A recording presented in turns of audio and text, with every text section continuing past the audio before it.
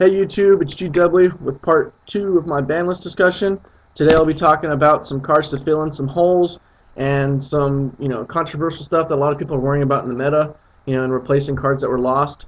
First and foremost, banning of Cold Wave, great thing in many people's eyes, but Heavy Storm did not come back like a lot of people hoped.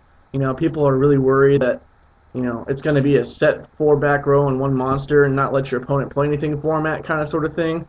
That's not healthy for the game, but these next couple cards I'm going to talk about are going to help that.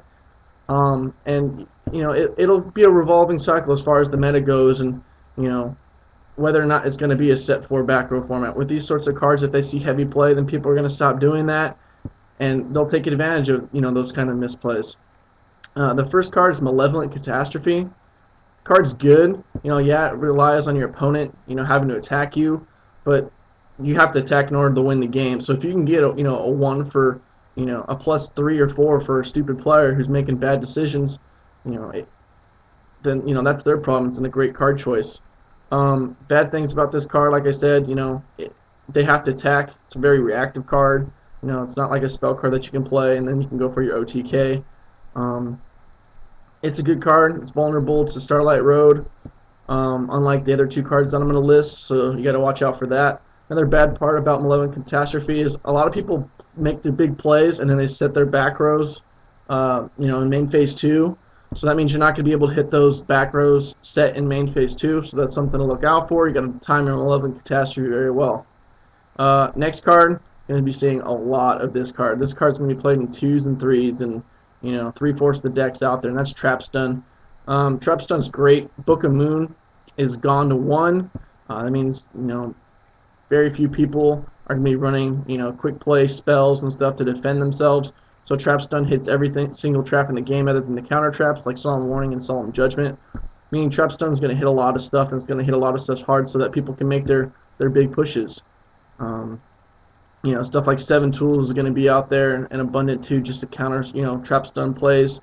And same thing with cards like Effect Veiler. Just like Effect Veiler stopped a lot of Cold Wave plays, Effect Veiler will stop a lot of Trap Stun plays as well. Next is Royal Decree.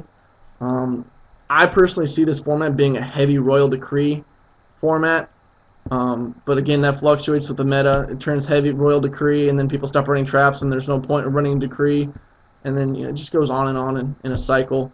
But I like Royal Decree this format. I do personally think it's going to be a highly set back row format, to start out at least. I think Royal Decree stops a lot of plays. It's an easy +1 in a lot of instances, and it creates a lot of dead cards for the opponent if they are running more than 7 traps or something like that.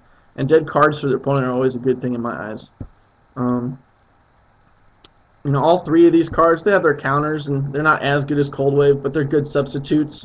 And they're going to be seen in a lot of deck plays, especially decks like Fish OTK or Sabers or something, where they try to make one huge push to go for a game-winning situation. Next thing with the ban list that irked a lot of people was, like I mentioned before, Book of Moon to 1. Lot of loss of versatility in decks. Not so many outs to a lot of synchro plays and to stop tuners from synchroing in the first place. 2 of these cards kind of help out in that situation. They may or may not be as good a Book of Moon, but they're definitely solid cards that have been played in the past, and I think their playability will increase. Versatile cards like Forbidden Lance, cards really good in stuff like Gladiator Beasts and Gadgets, and it's good in a lot of other places as well, but specifically those 2 decks. It's a mini shrink, and it's also monster protection, to where not only are you protecting your monster, or you're just potentially destroying your monster and doing your opponent's monster and doing some damage, but you're also gaining the plus off a tag out or something like that. Forbidden Lance is very versatile. It's already catching on. I was at Frankincense in Southern California on Wednesday night. The ban list came out. Everyone saw Book of Moon went to 1. Forbidden Lance went from a $7 or $8 card all the way up to like a $15 card. So people are already catching on to it quick. So get yours if you can.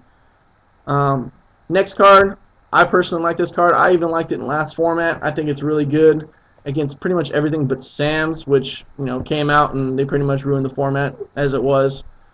Is Compulsory Evac Device. Card's really good, slows the opponent down. You know, they normal summon, you see ED, and you know they wasted their normal summon for the turn, and a lot of times you have a direct swing at their life points.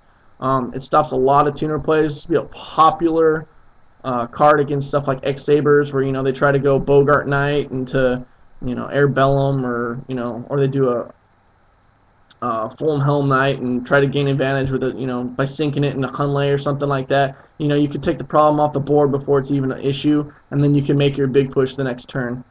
Um, you know, I think this format is shaping up to be pretty good so far. A lot of things can happen. A lot of people are going to be testing a lot of different things at the beginning of the format. I've already seen lots of discussion on forums and stuff and saying, oh, this deck is better, or, this deck beats that deck. And honestly, we kind of just got to wait and see. And, you got to find cards like, these 5 cards that I listed to just help you beat the meta before it even develops. Just keep testing, see what works for you in your decks, and just go with the flow. If it doesn't work, try something else. Keep adding pieces until your deck is fine-tuned for this next format. That's part 2 of my ban list discussion. My next part will be top tier decks, I think, for the format, or at least top tier contenders. Keep an eye out for that by the end of the weekend. And this is GW signing out. Peace.